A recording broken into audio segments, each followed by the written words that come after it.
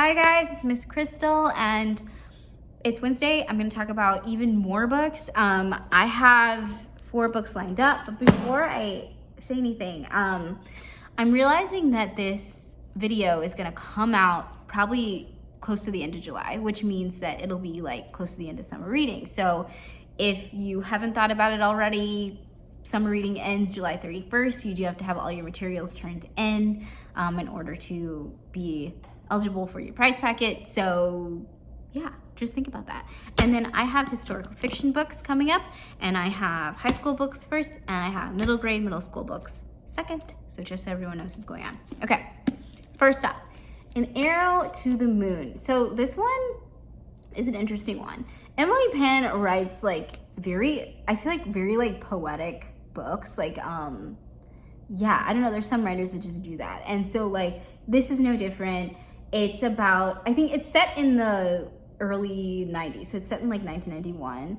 And it's about Hunter and Luna, who are these 2 kids who live in this very small town. Hunter is very good at archery, hence the arrow to the moon, but feels like their life is like falling apart. And the only reason why they're stuck in this town is because they're very worried about their little brother, who's this like enigmatic force apparently. And then there's Luna, who very like allusions to the moon here, and she's very like feels all this pressure from her home, from her parents, and now she's starting to like break the rules and go outside of her box that she's been in for a while. So both Luna and Hunter kind of gravitate towards each other because they have similar frustrations in life, I guess. And so like, yeah, but then on the outskirts, there's all these like poetically strange things happening in this town. So I don't know, if you're into that, get into it. Okay, this next one, Mirror Girls. So this one was really interesting to me. It is set in Jim Crow America. So some of it's set in the South in Georgia, and then the other part is set in Harlem. And it's about these twins that were separated at birth because their parents were unfortunately killed because of basically for loving each other. They were a mixed race couple. And one of the girls is Magnolia. She's a white passing woman living in Georgia who's an heiress to this, I guess, plantation, yeah. And then her sister is Charlie, and she lives in Harlem, and she is a civil rights worker. Now, Magnolia, who's the white passing one in Georgia, she's not passing in a sense of like her thinking about it. She doesn't know of her Black heritage. Like, she believes that she's white. And so that's an interesting perspective. And then Charlie who knows who her grandmother is, who lives in Harlem with her. Her grandmother is sick and she's dying, and her last wish is to go back to the South, to her home, to Georgia, and to say goodbye to her other granddaughter. Now, but at the same time, Charlie doesn't know that like the other part of it is like the plan. She doesn't know that Magnolia exists.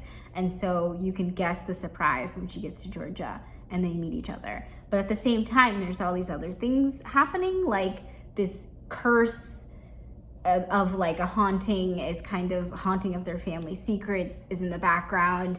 And they both have to come together in order to break this curse. So it's very like Mexican Gothic-ish meets like antebellum. So I don't know, I thought it was interesting, and I think everyone should give it a shot. Okay, so next ones are middle grade. Buckle in. I Survived. So I Survived just recently started coming out with these like graphic novel versions of books that they have. And this one is about the 1967 attack of the Grizzlies. So I didn't know anything about this until I picked this up. I was like, what is this? Apparently there was one night in 1967, I believe in like August or something, where 3 people were simultaneously attacked by grizzly bears in a national park. And it changed the way that national parks operate today in regard to bears and safety and camping safety. So yeah, I don't know, it like changed the game forever. I had no idea about this. And this is about this girl, Melody, who is like in terror in this night where grizzly bears are attacking. And so, yeah, but it's obviously Melody's not real, so don't be sad. But yeah, so it's a good thing to read because I didn't know about this at all, and I think that everyone should know about this. It's so interesting. Okay, Louise June and the Nazis in the Waves. Okay, so this is like such a long title.